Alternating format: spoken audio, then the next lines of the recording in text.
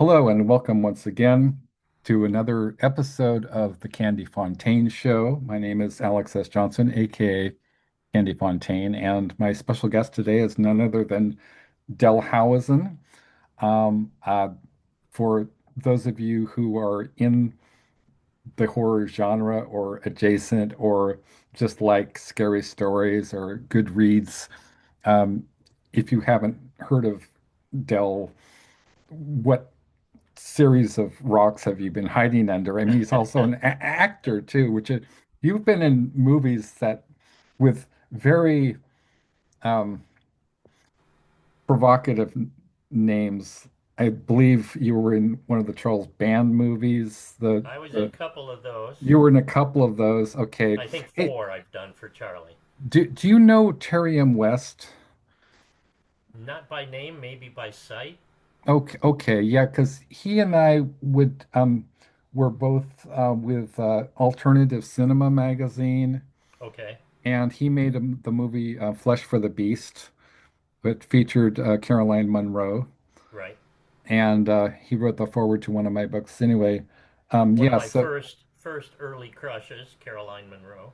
oh my God, I actually got to meet her in London, thanks to my friend Jason J. Slater, aka J Boy.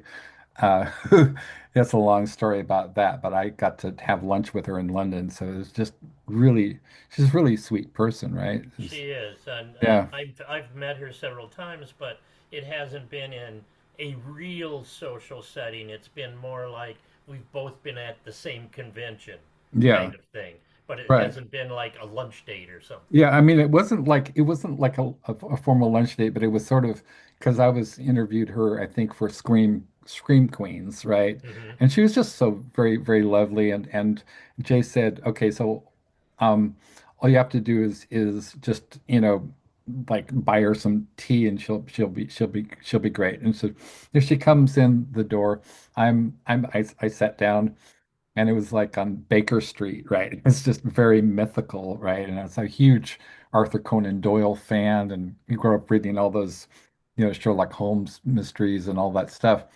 And so I'm kind of vibing it, right? And she comes in, and I'm thinking, holy shit, I'm, you know, I'm like Christopher Lee or or Roger Moore, huh? But I mean, respectively, and she comes in, she's pushing a pram literally. And the first thing I think of is Monty Python, right? And it's an empty pram. I'm like, what's all that about? And so she's like, are you Alex Johnson? I said, yes. Would you like to have some tea with me? And I was like, well, yeah. Please, sit down and welcome, Caroline Monroe. So it was just like an incredible experience. But I've had a lot of those experiences, and so I'm going to start out by introducing you before I lose the thread here. Okay, this is what I've got. Um, Kadoke. Okay, so and correct me if I'm wrong, because sometimes, when I do these I put together a uh, a bio, and sometimes it has inaccuracies. So just, correct me. Sure. So my guest today is Del Howison, is a Bram Stoker Award-winning American horror author, editor, actor, and one of the most influential figures in contemporary dark literature and horror culture. Born in Detroit, he moved to Los Angeles to pursue acting, appeared in numerous low-budget horror films before becoming a central force in the genre's literary community. In 1994, between 1994 and 1995, Dell and his wife, Sue Duncan, founded Dark Delicacies, the world-famous Burbank bookstore devoted exclusively to horror books, films, and gifts. Over the next 30 years, Dark Delicacies became a cultural institution, hosting signings with icons like Sarah Karloff, Mick Garris, Joe Dante, and Roger Corman, and earning international recognition, including induction into the Rondo Hutton Hall of Fame. As an editor, Dell co-created the landmark Dark Delicacies anthology series with Jeff Gelb, who of course did the Hot Blood series, featuring original fiction by Clive Barker, Ray Bradbury, F. Paul Wilson, Chelsea Quinn Yarbrough, yay, and many others. The first volume, excuse me, won the Bram Stoker Award and helped cement his reputation as a curator of top tier horror talent. And his editorial work extends to the Book of Lists horror and Midian Unmade. His fiction includes When Werewolves Attack, Vampires Don't Sleep Alone, the acclaimed dark western, The Survival of Margaret Thomas, and the 2025 retrospective collection, What Fresh Hell Is This?, released during the final months of Dark Delicacies' physical storefront. In 2025, Dylan Sue received the Bram Stoker Award for Lifetime Achievement. Uh, Dell is also a contributor to my forthcoming anthology, Le Fantastique, a literary tribute to Clive Barker, and which is an especially fitting connection considering his long history championing Barker's work and the Nightbreed mythos. So welcome on board Kandy Fontaine show. Dell. Thank you very much. Good to be here. Yeah, this is really, really great.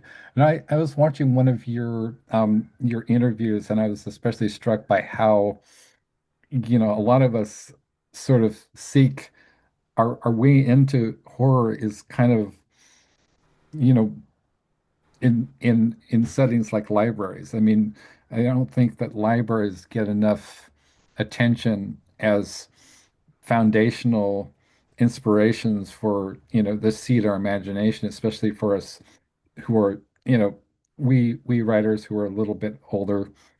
I'm in my late 50s, you're in your Early 70s. early 70s, yeah. So, but I think that our experiences are roughly approximate because, growing up I had like Elvira, right? Elvira was, came on at what 11:30 or midnight or whatever, and then you had incredible movies. I remember the first horror movie that I ever saw was Hell House, Richard Matheson, right? And it just blew my mind. I mean, the idea of like just the concepts, like a chapel in hell or something, you know.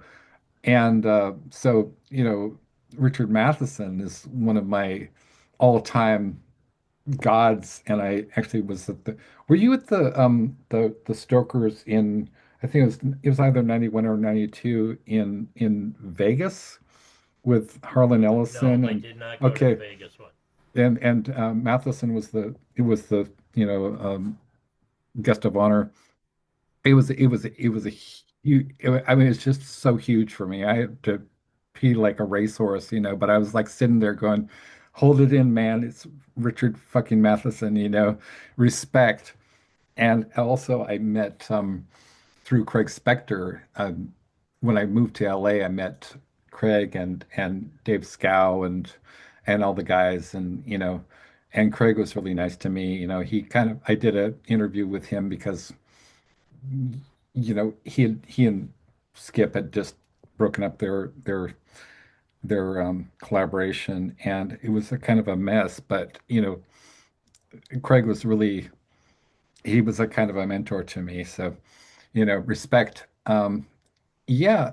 So so the library as a kind of a foundational um, place for our imaginations to kind of get hold of grip something. What were your memories, Dale, of some of books that you discovered when you were a kid that just gripped your imagination like that? Well, and something before I answer that is that one of the favorite places in the world for Ray Bradbury were the libraries. Yeah, He would go and give talks and book signings and things like that in libraries 50 times faster than he would a retail outlet. right. So Yeah, he absolutely thrived on libraries. yeah. As far as my early time in, I think I discovered some of the things. Now, it may have age showing here, but I Uh-huh. think I discovered some of the same things that other people my age did who did discover horror. And it probably was things like the Alfred Hitchcock books, the hardbacks that had scary stories. A lot of them were like YA, I guess we would call them now. Yeah, And it was short story collections of stuff that, like Things That Go Bump in the Night would be right. one, or books, stories to read with the lights out, or Yeah, stuff like that. And it was very fascinating. It brought you in. It was accessible, and it didn't seem to be anything that our parents or anybody would frown on right. because it was, mainstream really. Yeah. But this was long before what was that whole series of books that they made movies out of now Oh, that were short stories? I'm thinking of the Goosebumps, but that Like was Goosebumps, yeah, but it yeah, was a short story collection. And the yeah, thing that actually made those books was the artwork yeah. in the modern ones I'm talking about. They do Yeah. those spooky line drawings. Alfred Hitchcock was very mainstream looking, and your parents would even buy you one of those Right. for a Christmas present. So that was a big, and then also film. Yeah. I would sneak down stairs to turn on the TV on Saturday night at midnight to watch like creature features or whatever depending on where you live, Yeah. whatever the name of that show was, while my parents were asleep and had no idea I Yeah. was watching this stuff that they probably censored on me. Um, and it Yeah. all came together. And you had mentioned Sarah Karloff earlier. Yeah. She happened to be our very first guest at Dark Oh, Delicacies. nice. Talk about a nice way to start everything. Right? Yeah. Beautiful. Absolutely, absolutely beautiful. And also for me, I remember like before my mom was very kind of anti-TV and but pro literacy. And so Right. I didn't have a TV until I was like 13 or 14 years old. And then it was like Elvira, right? I was like, holy shit. But but I remember like reading well, starting out with Stephen King, Peter Straub, Sure. and Ira Levin, people like that. I was See, also and that stuff came yeah, along for me when I was like 20, okay, yeah, because of the time frame in which I live. When I was in the Army, yeah, say, the early 70s and be on guard duty at the yeah, barracks, right, you'd sit there all night and you'd have like a book to read. And I right, remember reading Salem's Lot because it was nice, fairly new and yeah, was a nice thing, not a nice thing to read when you're on guard duty because it makes you think everybody's trying to come get you. But it was that time Barbara, period. So yeah, there yeah, was Ghost Story. I remember right, reading Ghost Story by Peter Straub, oh yes, sitting on the front porch hmm, of a house that I lived with two or three other guys in the middle of summer, in the middle of nice, daylight, and yeah, still stopping with the book and right, looking around to looking kind of around, shake it loose and then come back yeah, to the story. He was just a master. Matheson, he signed for me many, many times. I would go to his house and pick him up, and nice, then we would drive back and forth to the signing. And he was a big Eddie Izzard fan. oh wow, And we talk about Eddie Izzard and his comedy, and Richard just loved Eddie Izzard. He thought he was great, yeah, yeah. I mean, he was also a friend. You know Paul Salmon? right? Paul, Right. and I go way back. He actually Paul contributed. signed at our store a Yeah, couple of he times. Yeah. he actually contributed to my Black Sabbath tribute. Okay. So he had a story that he wrote, which was originally in the Splatterpunks 2 Over the Edge anthology with people like Poppy Bride and Krista Faust Right. and Lucy Taylor, and he actually sort of rejiggered it. So it was a brand new story, which I was really, really honored to publish him, finally. It's like because Splatterpunks for me was, when it came out, it kind of I bought it at Book Soup or something. It basically kept me going for a long time. Right. Yeah. Yeah, I've always been. I mean, I love the novels, like I was talking about Straub and Hmm. and that, but I've always been a huge fan of the short stories, which is Yeah. why I got with Jeff and we did those anthologies. Yeah. I am a huge I'm the world's biggest hot blood fan. I'm fanboy. I mean, those were so incredible, and you had people like Brian Hodge, and you had people like Lucy Taylor. Almost always had a story in those Right. anthologies, and I actually got her on board as well in one of my books. But those were just like yeah. That's So how I good. met Jeff. Oh Is that wow, I had a story that got accepted into Hot nice. Blood 10 or 11 Yeah, or yeah, yeah. 538 or whatever number it one. Yeah. And he did a signing at the store, some of the authors and Jeff.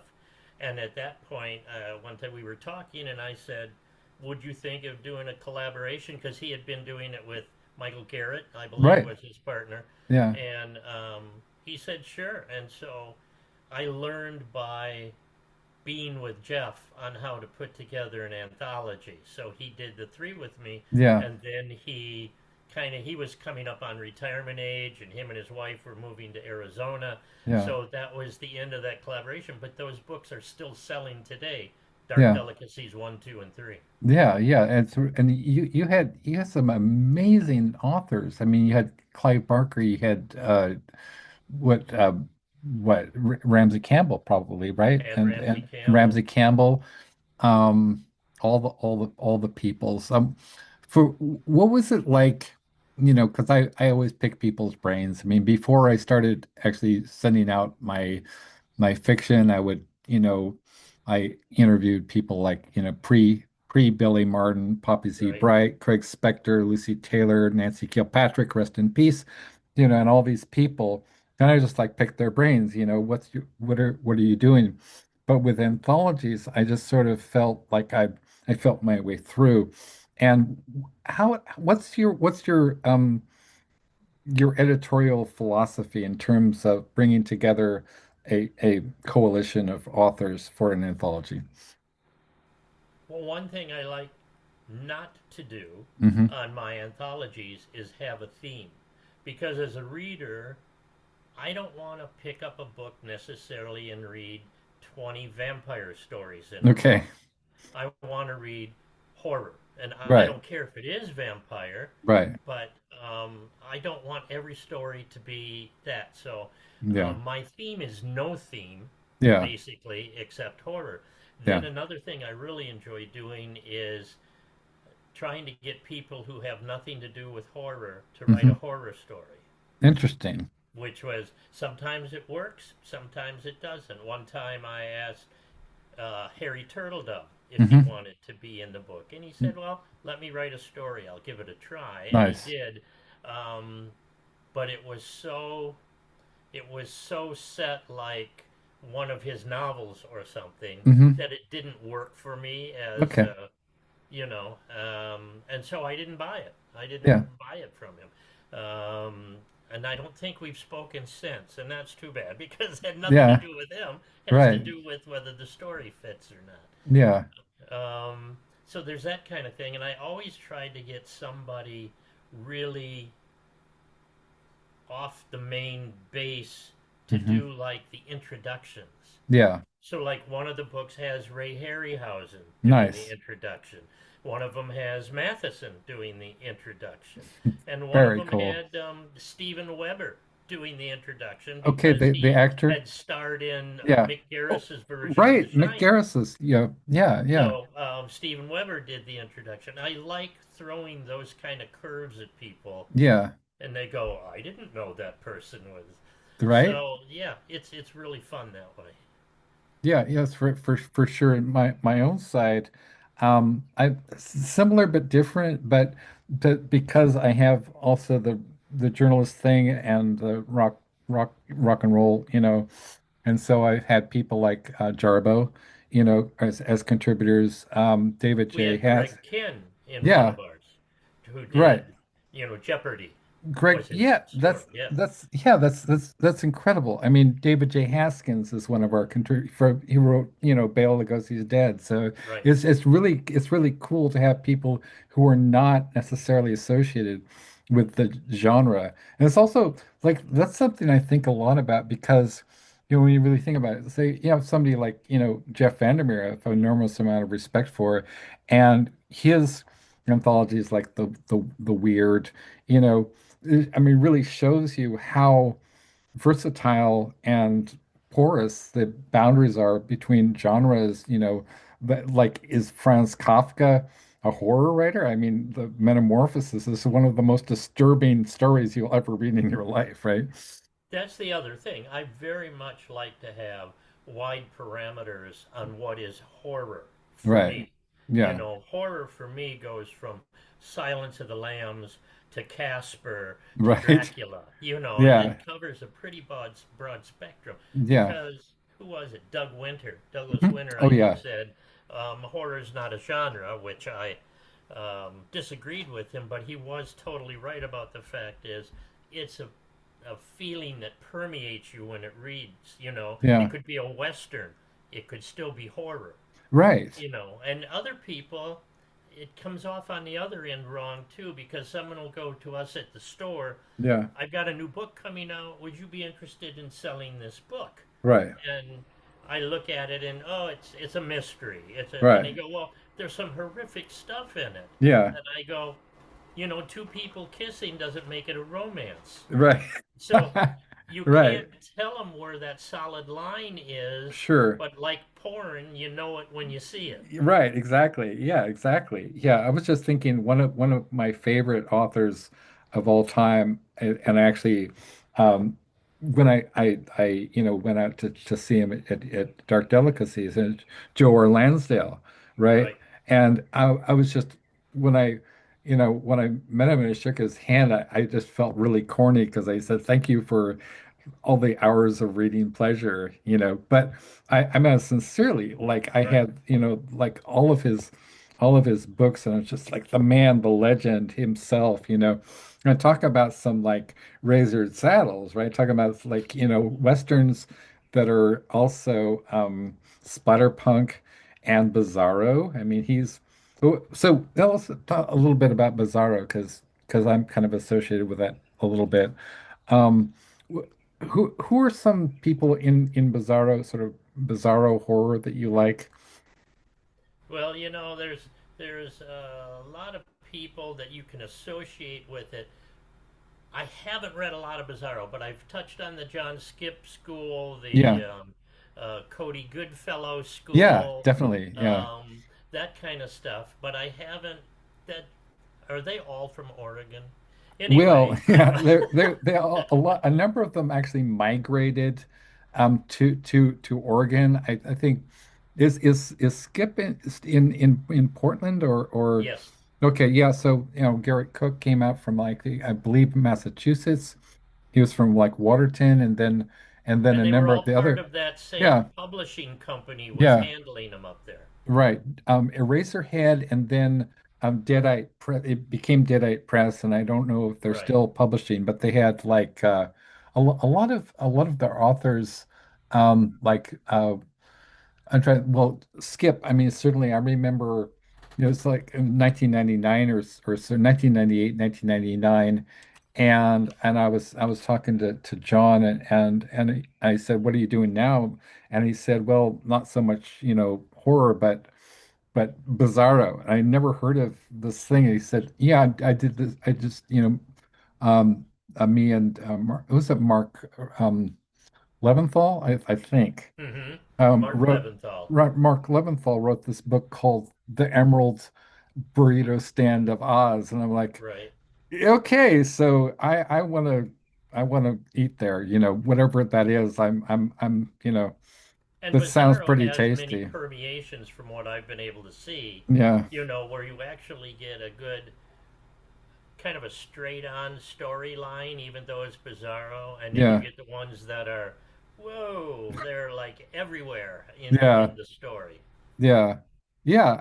So like Cody Goodfellow, I've been, in the collections with um and Garrett Cook as well, and some of the bigger. Oh, I published David Agranoff, Hmm.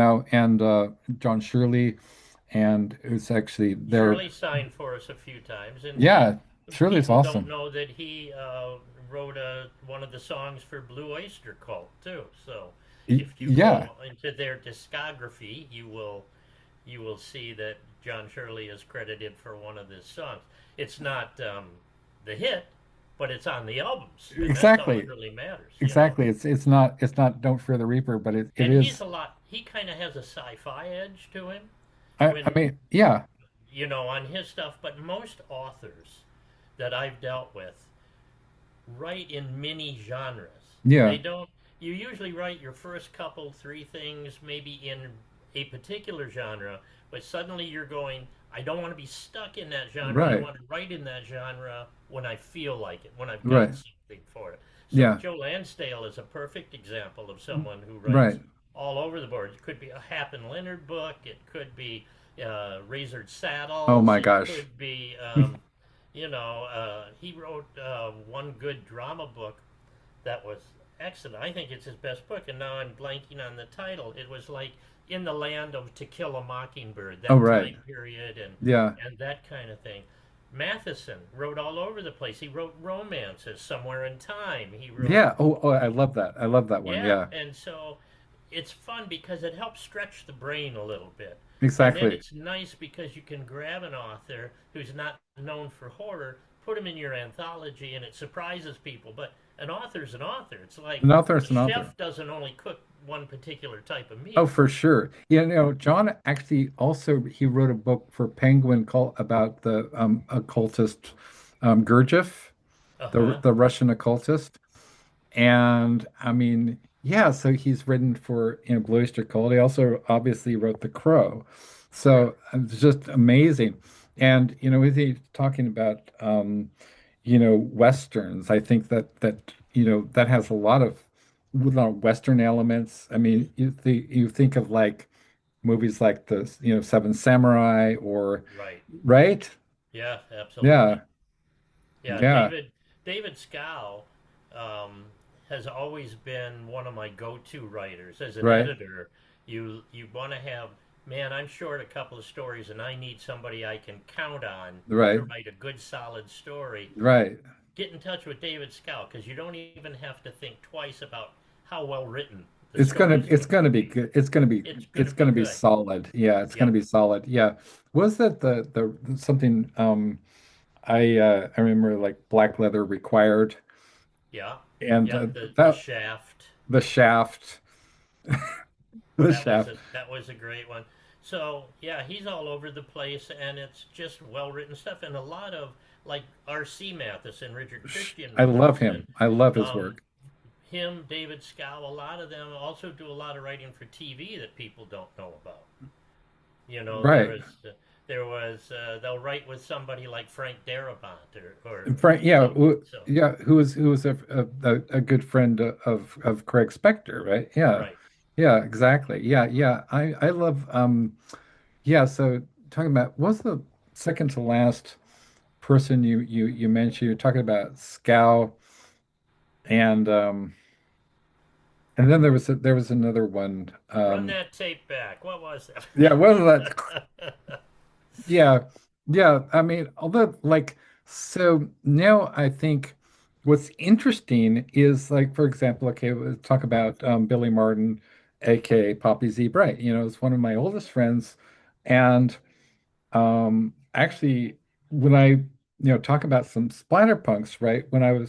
I interviewed Krista Faust, Uh-huh. and that would when she was married to Dave Scow, and that somehow wound up in the Purple Prose newsletter that Poppy did. He would send out to her readers at the time, pre Billy Martin, Right. and then he wasn't actually publishing for a very, very, very long time, right? And then came back, and it was sort of with a story, and now I was really very fortunate that he wrote the foreword to my Bauhaus tribute and the introduction to the William S. Burroughs Mm-hmm. anthology. Really, really amazing. So, what do you what Yeah, because Billy, the last couple things I knew of, came back Yeah, totally. She had done that one with the two serial killers, yeah, and yeah, then after that book, the next thing I remember seeing was it was like stories about down and out people in a bar room. well, yeah, Th- yeah, th- yeah, there were a couple of novels set around this particular like Skid Row neighborhood yeah. lounge, You're and right, exactly. yeah, it was Yeah. very. People are all over the place. I'm telling you, I have a story in one of my anthologies by James Salas. Now, James Salas passed away last year, from what I understand. Hmm. Real nice man. He wrote the movie Drive about the getaway driver that Oh, okay. who was it? Ryan, one of the Ryans or somebody Hmm. started it. Anyway, but I got in touch with him because I liked a series that he did about a retired small town country cop that would Hmm. always still get involved in something. I love that. Nothing to do with horror. Yeah. And I said, "This is what I'm doing. Would you happen to have a short story or be willing to write a short story or whatever?" Hmm. And he wrote me back and he said no, Hmm. because people ask me for short stories all the time, and the time goes on and I don't But get around to it. yeah. And then he wrote me back a week later and said, "However, I However. do have this story I wrote for my brother-in-law or for somebody else that Hmm. never went to him with it because it was too late or whatever. I'll send you that if you're Yeah. interested." He did. It was great. I took it, and it was kind of a Pied Pipery kind of thing with Hmm. rats Oh and wow. all kinds of stuff. And it's by James Salas, out of, best-selling author, movie writer of Yeah. acclaim, and it just blows you away when you start flipping through it because a lot of this is happenstance. Right. It You really know, is. you happen to be at a certain place at a certain time, Right. and the more things that you put out, the more that happens because then you develop a record of some sort. Exactly. Exactly. It's very important to me, and I want to talk about that. I want to talk about like in our gig, what we do. It's not so much, I mean, Billy Martin's has, told me, I don't, awards are crap. And I think that he's very, very overlooked as far as, institutions like, HWA, whatever, but at the same time has had an impact on an entire generation of authors, Hmm. who maybe, young or weren't even born when Exquisite Corpse came out. And I want to talk Can about you that. put can you put this on hold a second Yeah, for the absolutely. special? Yeah. I'll be Yeah, right with you. absolutely. Yeah. Hello. Yes, it is. Oh, that's very nice of you. Thank you very much.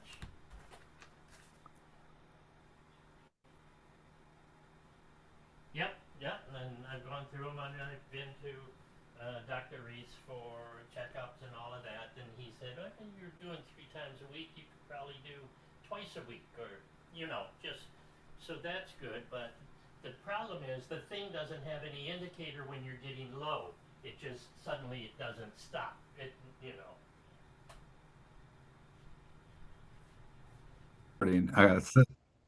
Okay, yeah. I That's how actually you do it. I actually had the first time I tried this, I had Kathy Koja, and she was like, "Okay, so when you get it together, call me," or something. I was like, so anyway, but we've had a lot of people on the show, and we had John Palisano on the show. It was a real sweetheart, Uh right? huh. Yeah. So I was He just used to be president of HWA. he Yeah. was, and he's a very nice man. Has some health issues, which I kind of worry about him, And so I was about to say is that like so there's institutional recognition, and certainly authors like Kate Kiernan and John Shirley, Palisano, et cetera. They've been recognized, Right. by HWA and World Fantasy, et cetera. And you yourself, of course. But there's another form of validation which I find just as significant, if not more significant, because it has to do with legacy, So I had like a couple of months ago, I had Mort Castle friend request me, right? And I was like, holy Toledo, you know. And he makes sure that I know that he says, "You've got the stuff." And I was like, well, so what else do I need? That's it. You don't need That's right. anything else, right? He's There's literally, self recognition and there's recognition to the general masses. yes, It's two different things. I don't think recognition, like in awards and that kind of thing, sells one book, right. but it does give you PR. Yes. And PR sells the books. Sells the books. You Yes. know, it's nice having recognition among your peers, Right. that kind of thing.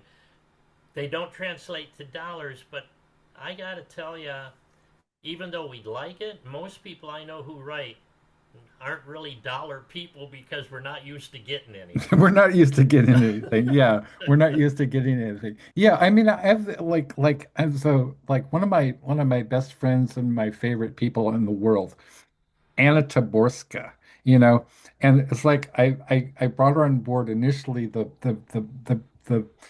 Black Sabbath Right. tribute, and she's such a sweetie pie, you know, and it's like you know I don't even know how to articulate this, but for me it's the relationships. You know, I wouldn't be doing this if it was purely transactional because God knows, you know, we're not volume dealers and we're certainly not cemetery dance, you know, although we've gotten rave reviews in cemetery dance, but we're not like a name brand. But Right. at the same time, we published original work by Christine Nogel, and we've published Ramsey Campbell, we've published David Niall Wilson, there's like several times published Jasper Bark. So there's a lot of this is relationships, and I think that's very important. Um, I think they're the most important thing in the business. yes, Relationships yes, and how you handle them, which is why I regret never being in touch with Mr. Turtledove again. But yeah, I think relationships are very important. I was blown away when we got a story from Barbara Hambly, wow. and she wrote. We put it in the. I said one thing I'll never publish in my books is a vampire story, Hmm. and then I got one from Barbara Hambly, and we And you're like, published it as the first story in that volume nice. about a vampire on the Titanic. Wow. Speaking of which, this is really weird. So this is a great pivot to talking about your film work because when I was involved with Alternative Cinema magazine, I'll see if I can find a copy of it that doesn't involve me kind of losing the thread here. But so yeah, so Alternative Cinema, they would repackage movies like with people like Jess Franco, and all that period where when he had a budget, it Right. was incredible, and when he didn't, it was just an abomination. They would have like, remember, Which did is you the ever opposite of George Romero, George who Romero? when he Yeah, had a budget he was abominable, and when he right. didn't he was great because he He got was inventive. Yeah, yeah. I remember a friend of mine was after was it Land of the Dead was one of them, had or Diary of the Dead had come out, and he said, "Is this just like meant for like stupid people?" And I was like, "Well, it's George Romero. I mean, he made like fucking Creep Show and Day of the Dead. Like the man And is Night like of the a Living and Dead Night of with the no Living Dead." budget, you know. Which is the man is a was a god, but yeah, which had no budget. It was really really powerful indictment of social. So I mean, and Dawn of the Dead I think is one of the greatest social satires of all time. Right. Yeah. So like, okay, so I'm gonna talk about so because of alternative cinema, I had interviewed people like there's this woman who is very, very well known for her, you know, um, and she was in a movie called Titanic Vampire. So it's a Titanic Vampire 2000 or something. It's like what? And it was about a vampire in the Titanic. And like, okay, so that was the last time I heard something along those lines. But I want to talk about movies like was it Evil Bong 5? Like, can we? I was I did a scene in two different Evil Bongs. Hmm. The last one, which was 805, Uh-huh. Evil Bong 805, and I think it was 5 or 6 was the first one that I did a scene Yeah. in the bowling alley scene. I don't know if you saw the thing, but I have not. I have Evil Bong you haven't on one missed of, anything. I mean, they're okay. kind of absurdist, Yeah. lowbrow fun. Yeah. Evil Bong sounds like something that John Skip would come up with. Yeah, And wasn't like Tommy Chong in one of those? He was I in, think he was. Yeah, yeah, that would be appropriate. right, right. And to Um, be on set, because the evil bong was there. yeah. Yeah. So We also I have a good friend of mine named Leslie Spivey, aka Ivorian von Spivey, sure, I right? know her From well. yeah, Leslie is great. Shout out to Leslie, man.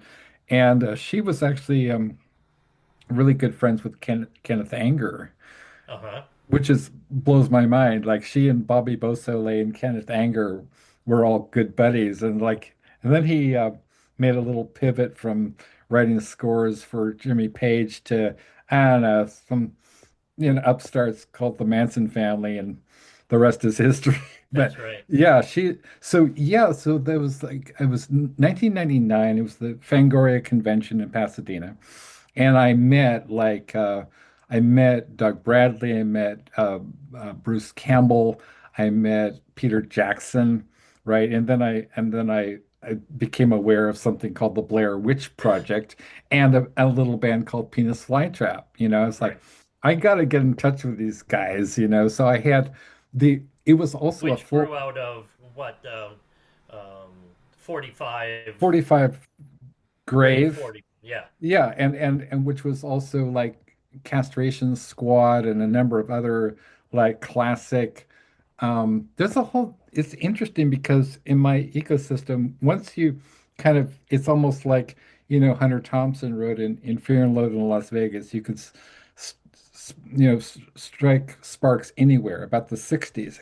I kind Hmm. of feel this about what we do is, there's really no distinction at the bottom between punk rock and I mean you have Dinah Cancer, writing songs for 45 Grave, which wind up in, Return of the Living Dead, which is an Right. incredible movie that was created by John Russo, who, and it's like everywhere you look, like, okay, you talk about Mick Garris, right? Like is a very close friend of my collaborator, Nicole Six, I ran right? into Mick the other day at a Vaughn's supermarket. So there you Nice. go. Yeah. That Yeah. it's just like it's incredible. So like all these kind of like different and then I was interviewing Danny Filth from Cradle of Filth, and he was kind of a very, very he was an asshole, to put it mildly. And it's not a big surprise that he's being sued by like five of his former members of Cradle of Right. Filth for all kinds of stuff. But what was my point? Oh yeah, so I was at the show the next day. I was at the show, and this guy comes up to me and he says, you like, yeah, I just, somebody just, handed me a joint or whatever. And it's like, I'm totally fucked up. And I said, cool.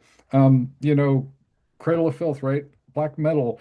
And he said, yeah. And did you hear about Peter Jackson? I was like, no, I just met Peter Jackson. It's like, yeah, man, he's doing Lord of the Rings. And it was just incredible. It was like this kind of like perfect storm, Right. right? And yeah, so and Emilia G and Forrest Black, you probably know them, right? I From know of them. from Blue Blood, right? Yeah. They they also set me up with Dinah Cancer separately in 2013. So I interviewed Dinah as well for Blue Blood magazine. Her So and Leslie used to shop in the store all the time. So, yeah, it's yeah. just yeah, and I always like whenever including the time that I signed with Maria Alexander at all, like I would always buy everything. Like I still have my coffin box set of the evil was with the those the Spanish movies with the Blind Dead, the coffin Right. box. Right. I still have that. and There bef was what, three, four of those movies, I think, something, yeah, the Blind Dead ones. Yeah. and they're so atmospheric and was that like so can we talk about some of the early horror movies or classic horror movies? I've been watching a lot of classic movies like on Tubi that are free. Hmm. Like like for example, the 70s was just incredible for time for horror. Yeah, that was definitely a golden age kind of time period.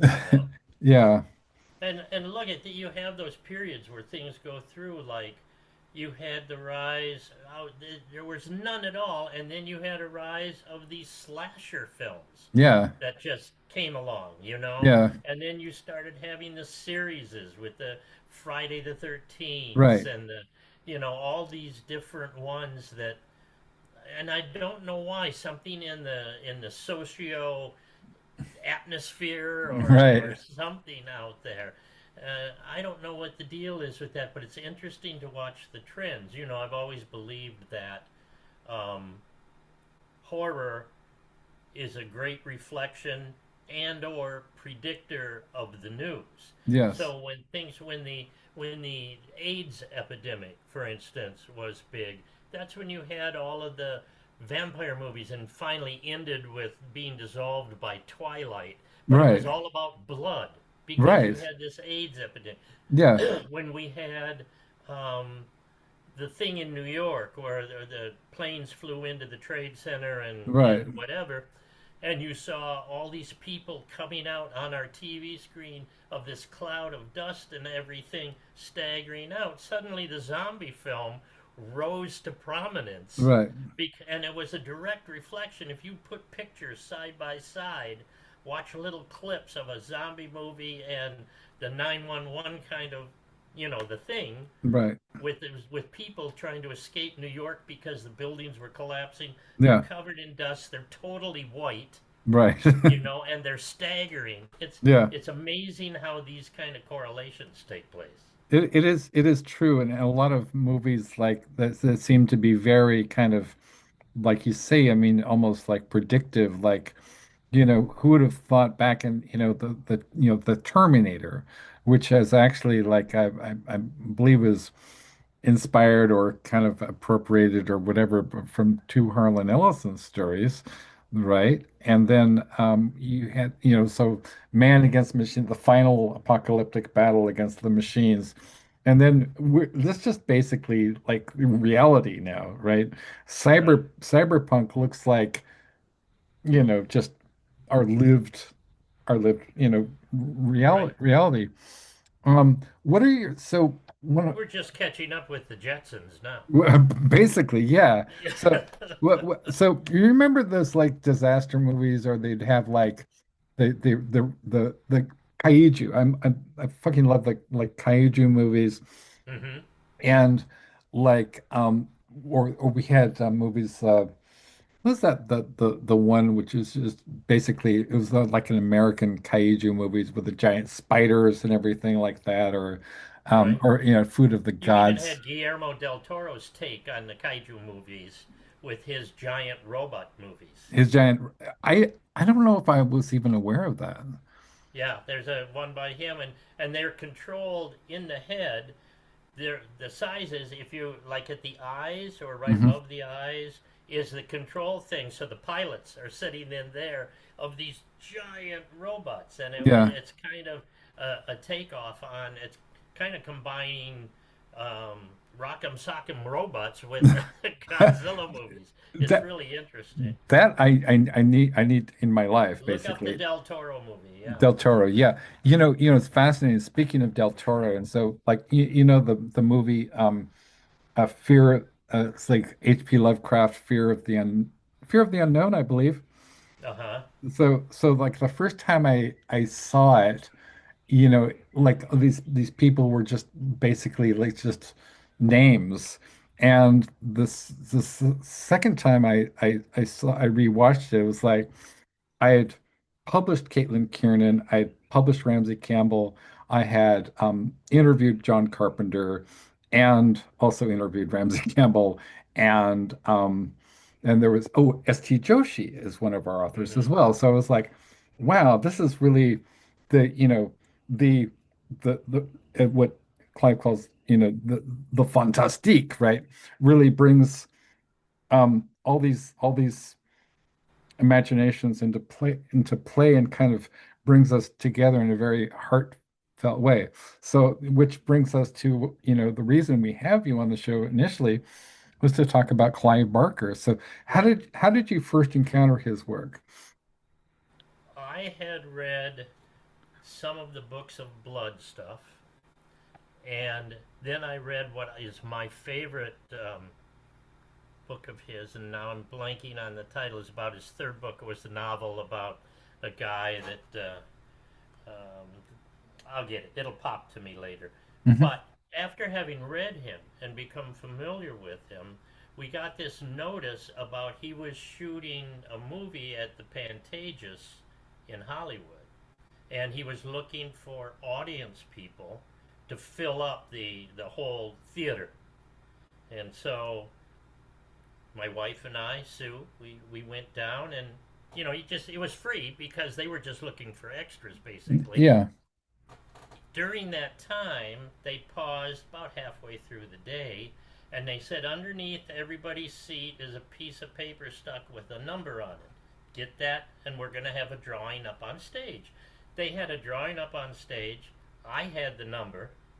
I went up on stage, and what you got for having the number was you were doing a more selective extra in the movie, which was Lord of Illusion was the movie. And so I went up on stage, did that. I shot a scene at the Magic Castle. It's in the director's cut. Nice. And Clive and I became fast friends, That's and so we've cool. been friends ever since. So it's been decades and decades of being friends up to the point where my last book, as you mentioned, the retrospective, Clive did the forward for me So in cool. in the book. Yeah. So it was purely by chance, and from that point on, he became a great champion of dark delicacies, pushing the store, and of course, we were big champions of Clive Barker. So Right. that's the way that That's worked. so beautiful. And speaking of Lord of Illusions, which is Serendipitous it was. serendipity, right? Exactly, and so like, which is one of my favorites of his films, and that oh, also I also had like Evan J. Peterson recently, who said that. So I've been in contact with Phil and Sarah, and he said it was more like uh the Seraphim Films. I should be get in touch with Seraphim Films because I'd been Mark Allen Miller because I'd been dealing with Phil and Sarah, and I didn't realize they weren't maybe so much working with him, but I don't Yeah, know. So, Mark, I don't think he has anything to do with that anymore. He now has his oh, own publishing okay. company. So yeah. So Encyclopolis or something like that is the title. oh, wow. That Mark Miller is now the publisher. Oh, okay. So yeah. I mean, so I actually I have mixed feelings about the Scarlet Gospels, but I respect the fact that it's Clive and it's the and it's Pinhead, and Right, it's still great. It's got a lot of classic Barker elements. But right. speaking of Lord of Illusions, as I recently did an interview with Diamanda Gallis, I had Diamanda Gallis, and who's just an icon, right? And has this. Well, I believe that Diamanda is also on the Simon Boswell the theme cue for Lord of Right, Illusions with the right, kind of her kind of like wailing. It's just like eerie wailing, and also uh, dance dancing in the dark, which closes the movie, which is. I mean, she is thrilling. It was an incredible experience to actually talk with her. I'm so excited, that I had that opportunity. But so the Barker verse is something that I think we'd never seen before. First of all, we hadn't seen monsters as real, as the good guys. hmm Can you talk about that? How with writers like Barker, Kiernan, and Bright, came in. I'm thinking of like the Jeff Vandermeer forward to Thomas Ligotti's Penguin book. So Uh-huh. it's like the new horror.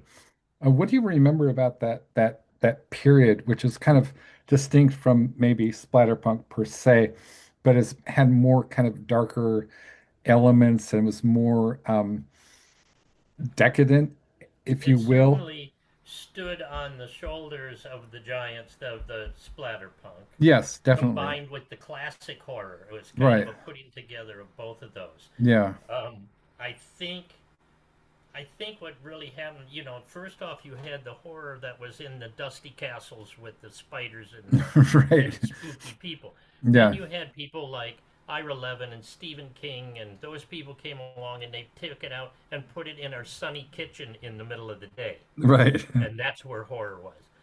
Then you had Splatterpunk who came along and put it in our face.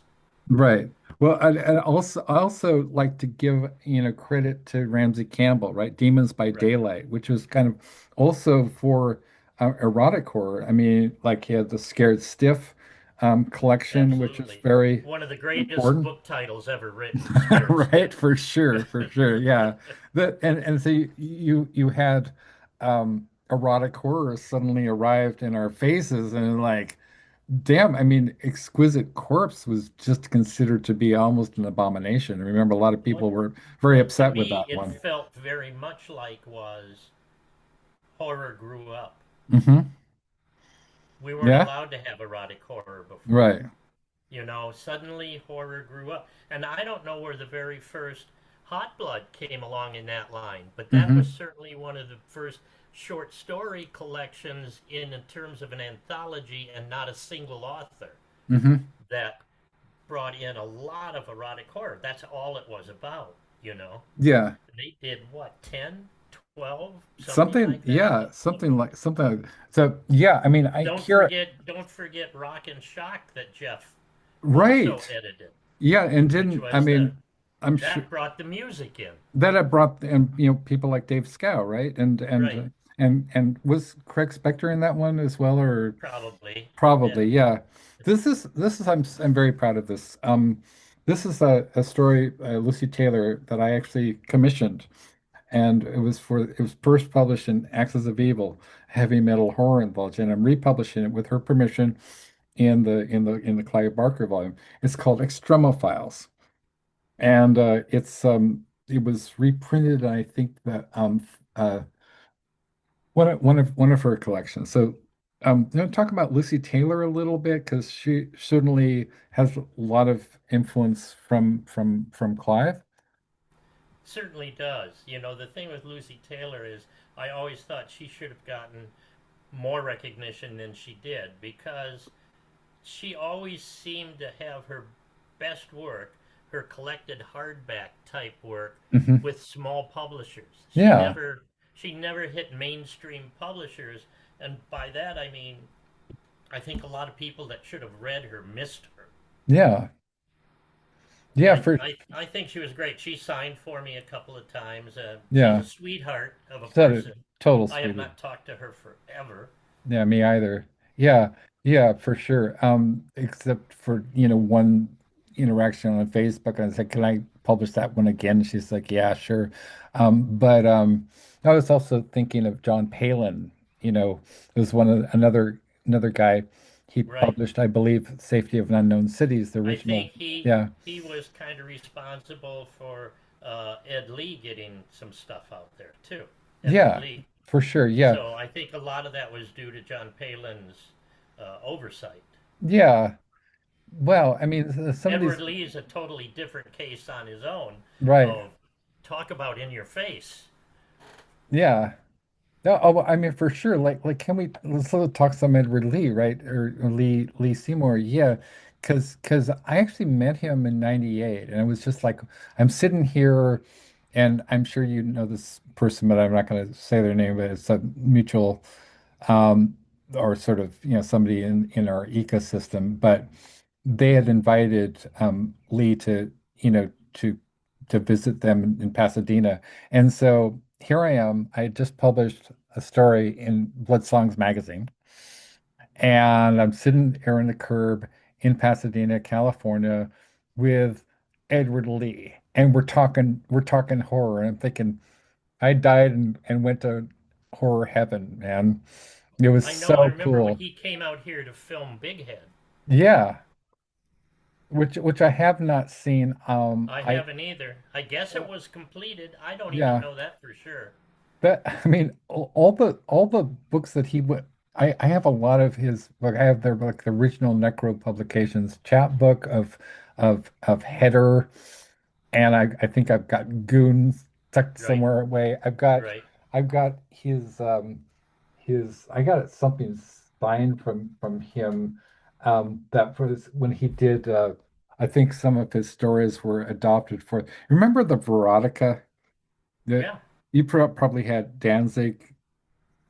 Glenn Danzig, yeah. Yeah, he had like Danzig and my friend Thomas Roche, who was kind of did a number of anthologies that I'm in, including the Noir Erotica series, right? Right.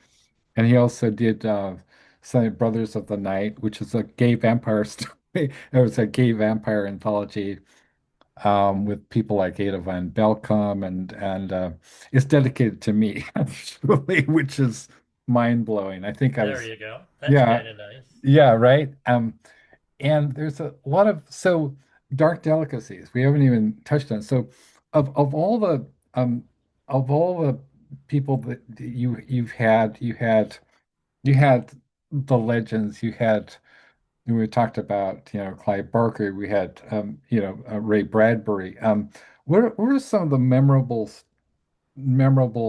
signings for One you? of my wife's favorite was Ernest Borgnine. Oh my God, Ernest Borgnine. Yeah, because he did a couple of horror films, Yeah, so that was kind of fun. And we went to his house and picked him up, drove him back to the store, and then took him home. He was the complete gentleman. He was just a super. That was one of hers. But I mean, we've had him from all fields. So you had people like Ernest, and you had Tippi Hedren, and you had nice, Guillermo del Toro a couple of nice. times, and Yeah. Matheson, Oh, Florey Ackerman, right. all of those kind of people. It's been amazing. It's been This, amazing, this, and it still pays off yeah. down the road of having those acquaintances and those friendships that, get built up over the years that you couldn't just go be a friend with them. It had to do with relationships that are created over time. Hmm. And it was just as strong in film, it was just as strong in composition. We had composers, all kinds of Hmm. composers. It was just as strong in artists. Yeah. I mean, we tried to cover every field that had any touch on horror at all, and it's been an amazing journey. Did you ever It have was Ellen M. Clark? sure Al Clark, Yeah. yeah. Ellen In M. Clark. fact, they did Cemetery Awesome. Dance I did a love him. version of Dark Delicacies, Oh, the wow. first volume, and Alan Clark did one of the pieces of art inside it for one of the stories. Nice. Yeah, Yeah, so he's that was kind he's of fun. he's so cool.